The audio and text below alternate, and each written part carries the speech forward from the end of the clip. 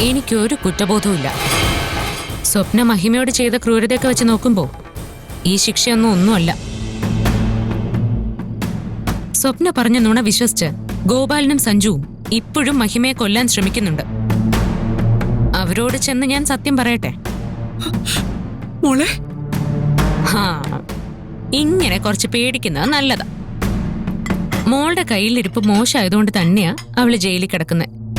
അതിനെക്കുറിച്ച് ആലോചിച്ച് അമ്മ ആരോഗ്യം കളയാതെ വല്ലതും കഴിക്കാൻ നോക്ക.